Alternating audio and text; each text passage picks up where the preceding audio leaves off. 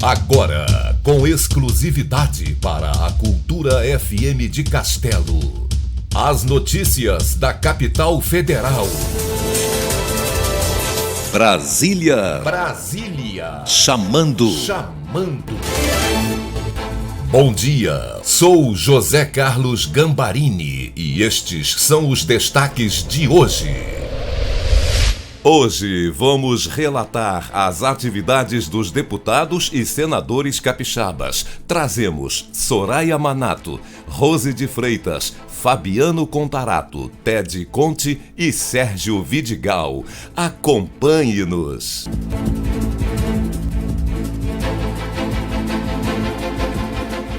Nos dedicaremos hoje às atividades dos parlamentares capixabas, aqui no Congresso Nacional. A deputada Soraya Manato, que é médica, protestou contra os irrisórios honorários pagos pelo SUS aos médicos brasileiros. Doutora Soraya discursou na tribuna. O que acontece com a tabela SUS é um desrespeito à população brasileira e é um desrespeito a nós médicos. Hoje um médico não estuda menos de 10, 12 anos para poder começar a exercer a profissão dignamente. Então, você gasta muito dinheiro e gasta muito tempo. E o médico gasta muitas horas de sono, perde muitas horas de sono para ser um bom profissional. Então, na realidade, eu acho uma afronta nós estarmos discutindo uma coisa que é óbvia. Então, eu falo sempre uma coisa, o médico é burro de carga, trabalha demais e não tem tempo de lutar pelos seus direitos. Por isso que os jovens médicos não querem saber de atender SUS. E é por isso que as filas estão, como no nosso Espírito Santo, 5, 7 anos para fazer uma cirurgia de um tumor de tireoide, um tumor uterino, um tumor de ovário, e aí vai. E as filas vão aumentar. A deputada doutora Soraya Manato declarou sua preocupação de que os planos de saúde adotem a mesma prática do SUS de mal remunerar os serviços médicos. E isso vai piorar um pouco mais, porque os planos de saúde vão começar a fazer isso conosco. Entendeu? Essas grandes instituições internacionais estão comprando os hospitais e estão botando pacote. Você vai fazer uma colestectomia, esse valor. Se complicar, meu amigo, vai tirar do seu honorário. Então, nós, médicos, estamos deixando isso acontecer no Brasil.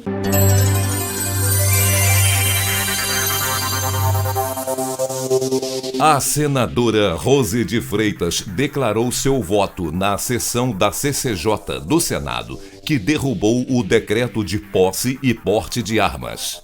Contra o decreto votaram ela e o senador Fabiano Contarato e Marcos Doval, que relatava a matéria, lógico, a favor do decreto presidencial. Vamos ouvir o discurso da senadora Rose. Eu diria que armar as pessoas hoje não vai impedir a delinquência, a criminalidade. E eu não quero dar a governo nenhum o direito de se omitir na questão da insegurança pública. É uma soma de erros, é uma soma de lavar mãos. Se eu tivesse que me armar todas as vezes que fomos ameaçados na vida, eu diria que estava aqui resolvido o problema. Não é assim. Armar pessoas de bem para enfrentar a criminalidade, onde o governo não se manteve, não foi capaz de conseguir estabelecer uma política de segurança pública para assegurar a vida das pessoas que estão, onde as milícias, onde os grupos marginais se organizaram, onde quer que estão, até reclusos. Reclusos, eles se tornaram mais organizados. Onde estava o Estado? Por que o Estado não compareceu? Cadê a política de segurança pública? Não vamos pela vertente dos discursos que nos facilita a possibilidade de sermos mais corajosos. Nós precisamos de coragem, sim, para enfrentar esse decreto. O Supremo Tribunal Federal proibiu o governo federal de acabar com os conselhos populares que fiscalizam as ações do governo. O senador Fabiano Contarato explica as ações desses conselhos de controle social. Um dos fundamentos da República é a participação popular através dos conselhos. Esse decreto afeta os conselhos como de proteção ao idoso, à criança, a erradicação do trabalho infantil, o combate à corrupção, a segurança pública, a transparência. Nós não podemos admitir retrocesso. E o deputado Ted Conte, qual a sua agenda, deputado? Nós vamos subir o Caparaó, vamos visitar Iuna, Irupi, Conceição do Castelo e Venda Nova. Vamos ver o que realmente os prefeitos estão precisando, o que a comunidade precisa, para a gente, de alguma forma, tentar ajudar a desenvolver o nosso Espírito Santo.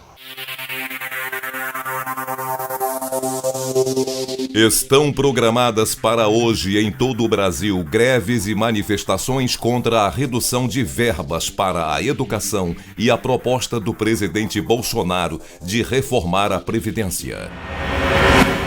Sobre os impactos dos cortes nas universidades e institutos federais, vamos conversar agora com o deputado Sérgio Vidigal.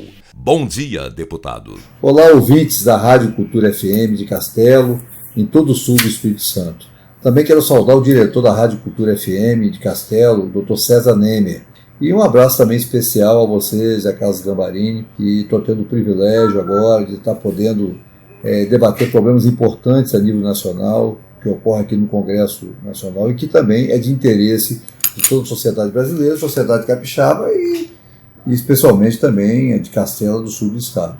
Deputado Sérgio Vidigal, o senhor convocou à Câmara representantes do MEC para se explicarem. E como transcorreu essa audiência? Nós tivemos aqui uma audiência pública para discutir o corte das universidades públicas do Brasil e também dos institutos federais do nosso país. E na oportunidade, nós trouxemos aqui à mesa representantes do Ministério da Educação, representantes da UNB, dos reitores de universidades federais, dos IFES federais, para poder fazer um debate tão importante como esse, porque a preocupação nossa maior é que esse corte, que eles estão chamando agora de contingenciamento, corte ou se é contingenciamento ou se é bloqueio, do impacto negativo que irá trazer se porventura for um corte ou for um bloqueio. E o debate foi importante, primeiro, para lembrar que todos nós brasileiros temos orgulho das universidades federais, dos institutos federais do país. O Espírito Santo é diferente, Gabarino, você sabe disso. A avaliação da qualidade de ensino nesses institutos, nas universidades nossas, as avaliações são as melhores possíveis a nível nacional e até internacional. E nós não podemos permitir que possamos perder a qualidade de ensino, porque investimento é, de fato, o instrumento de transformação de uma sociedade. E o debate foi importante. O Ministério da Educação entendeu da necessidade da liberação desse recurso. Lógico que não garantiu isso na nossa reunião, mas ficou muito claro de que o que o governo federal fez foi de forma discriminada o contingenciamento. Deputado Sérgio Vidigal, chamando-se de corte ou contingenciamento, bloqueio, quais serão os impactos nas universidades e institutos federais? Eu sei que o contingenciamento é uma ação normal de todo o governo, mas eu fui prefeito 3 vezes. Mas quando você contingencia de forma linear, você não escolhe aonde vai contingenciar. E o governo escolheu aonde ia contingenciar. E coincidentemente, uma semana antes, tinha feito críticas a 4 universidades brasileiras por mau comportamento e não por mau desempenho. E fez exatamente o corte aonde não podia cortar, porque o governo disse: mas nós vamos garantir o salário do aposentado e do professor. Mas o que um professor faz numa escola se não tiver a energia, se não tiver água, se não tiver material didático, se não tiver alimentação para os alunos, se não tiver recurso para investir em pesquisas no Brasil? Então, na verdade, o corte foi um corte muito duro. Até porque é bom lembrar que nos últimos 4 anos não houve nenhum crescimento de investimento da educação no Brasil. Também aproveitamos a reunião para acabar com o mito que se tinha que quem estudava em universidade pública e em institutos federais era filho de rico e não filho de população de renda menor. Ficou claro que mais de 100% dos alunos nas universidades federais é de população que tem uma renda familiar menor que um salário mínimo e meio. Então, os institutos federais e universidades federais também cumprem seu papel social, porque eles não atendem, como se pregava no passado, somente a população de classe média e média alta.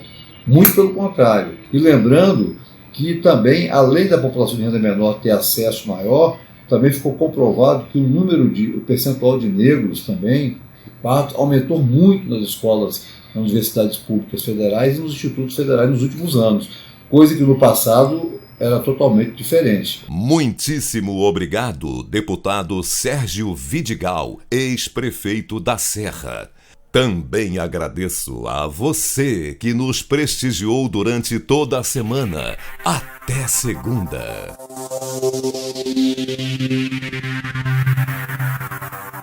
Brasília chamando, sempre neste horário, especialmente para a Cultura FM de Castelo, a líder absoluta de audiência em todo o sul do Espírito Santo. Até lá!